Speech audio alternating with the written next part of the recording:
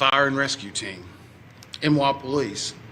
A special shout out to every one of them. MWA has been amazing in helping and working with us, and we're truly appreciative.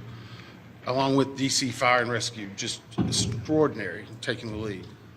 Prince William Fire and Rescue. In Maryland, the Montgomery Fire and Rescue. Prince George Fire, Baltimore Police. Anne Arundel Fire Department, Maryland State Police, Maryland Natural Resource Police, MPD, DCFD. From the federal side, the U.S. Coast Guard, U.S. Army, U.S. Air Force, FBI, Secret Service, Customs and Border Patrol, Park Police, DOD, Naval District Washington, American Medical Response, and yes, the U.S. Department of Labor. All of those have been amazing partners and are one of the reasons why that this investigation continues to progress the way we want it to. As I said, we did family briefings last night, and today there are over 100 family members that are now in the area receiving briefings, and as part of a legislative requirement, receiving family assistance. They have been briefed by the medical examiner, the fire chief, NTSB chairman, and myself, along with the family assistant unit from PSA Airlines. In regard to NTSB staff, all staff are now on scene that have been requested, and I want to point out one specific staff member because we're doing a joint NTSB and DOD investigation. The NTSB actually has a Black Hawk certified pilot on staff, on our personal staff, based out of Alaska. Once we realized the dynamics and the intricacies of the Black Hawk, we have brought that member in. They are on scene now, providing direct technical assistance to the NTSB. Now, it does not mean that the DOD is not working and helping with us, but in order to maintain our independence, we have our own Black Hawk certified pilot in the working group for helicopters. Regarding salvage at this point, the Navy supervisor of salvage en route from Virginia Beach, and we anticipate them to be on scene early tomorrow. They will be secured and located, and then significant salvage operations will continue. They are ongoing right now, but this will be the main lifting. It's being done in conjunction with the DC Medical Examiner's Office in order to make sure simultaneously that any additional victims are recovered and identification and returned to their families. SupSal, which is the supervisor of salvage, is also conducting a debris mapping right now. This will help in our post-accident analysis of how the machine actually reacted to the incident. It'll also help us with understanding and human factors. We have right now two distinct debris fields. One that houses the Sikorsky, which is in comparison to the CRJ, a little bit smaller. The CRJ is in another distinct area, and we consider a little bit larger. The good news is, based upon the initial mapping, while there are some small aspects of that debris field, there are large chunks that will be easily recoverable, and it will aid in the investigation when we bring it into the secured facility that will be located here on MWA. That will help us in the close proximity to be able to review and evaluate. Yesterday, we outlined for you a number of groups that have been, a few of them in particular I want to call out, although every one of them have been working very hard. For your edification, the ATC group, Air Traffic Control, has been conducting interviews today. They're ongoing tonight. They will be ongoing for probably the next few days. We've had full cooperation in getting the witnesses that we need to gain those interviews. We will then take that information and match it with other data that we're receiving, and if necessary, conduct follow-up interviews at a later time. Our operations group now has on site an exemplar airplane similar to the CRJ 700. It's on a hard stand here at MWA. They will use that to evaluate cockpit configuration, seating, things like that. So whenever the salvage comes up, we're able to use an exemplary aircraft to match it against examples such as where maybe switches are, navigational aids, electronics. It is almost the exact same configuration as the incident aircraft. I want to clarify one thing. There's been a lot of questions and discussion regarding manifest. Let me make this very clear. The NTSB will not and has not released a manifest. We have not in our history, not in our past. We will not be in this accident. In fact, there's specific congressional language that whenever it is in our possession, it is not available through the Freedom of Information Act. It will not be included in our report. We will not be putting any names of any of the victims. Any release of that information will come from other individuals or groups. Regarding the recorders, as many of you saw last night, we recovered from the CRJ 2 separate recorders. One was a FDFR, that is a flight data recorder. FD. That was actually in what we consider good condition. As part of that process, it was soaked in alcohol overnight. It was then opened today, and we have a high level of confidence that we will be able to get a full download in the very near future. Now, once we do have that download, we will not be releasing immediately the information regarding it. We will have to go through, correct the data sets, make sure they're synchronized. This has approximately possibly 2,000 data points. Is that right, Bryce? So all of that has to be synchronized and looked at. It's a very laborious practice. It takes a lot of time. Regarding the CRJ's cockpit voice recorder, once it was recovered and opened, we found that it had water intrusion. That is not uncommon. It is not an unusual event for us to receive a recorder with water intrusion. We deal with that all the time. Our recorders division is one of the best in the country, in the world actually. We have recorders sent everywhere, so there's a step. The CVR was soaked overnight in ionized water, at which point the team put the CVR into a vacuum oven in order to extract moisture. They are still checking electrical connections to determine if they're ready to try a download.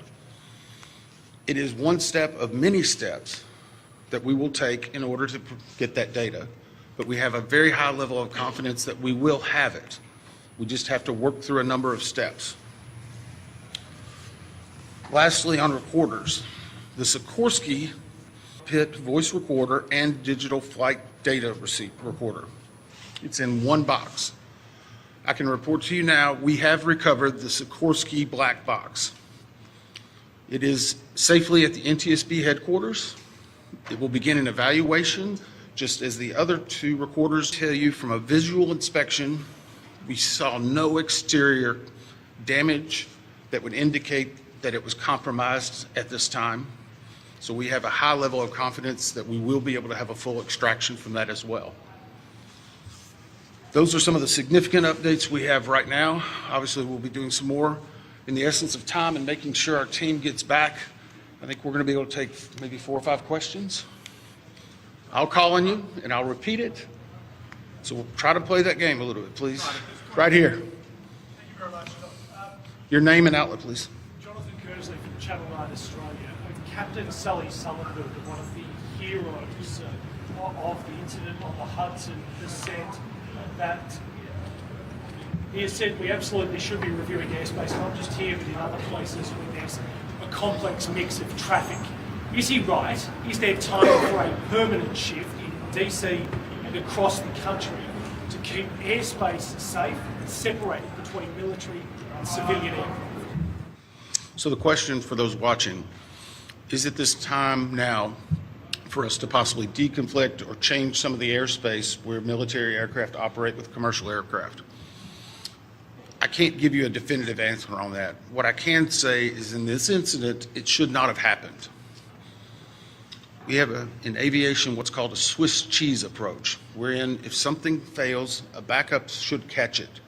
Multiple layers of redundancy. It's been a very long time since we've had a major aviation incident in the United States, and that's the reason why it's one of the safest forms of transportation in the country. But the only way they do that is by investigating what happens now and then making recommendations in the future. Again, the NTSB has done 100,000 aviation investigations.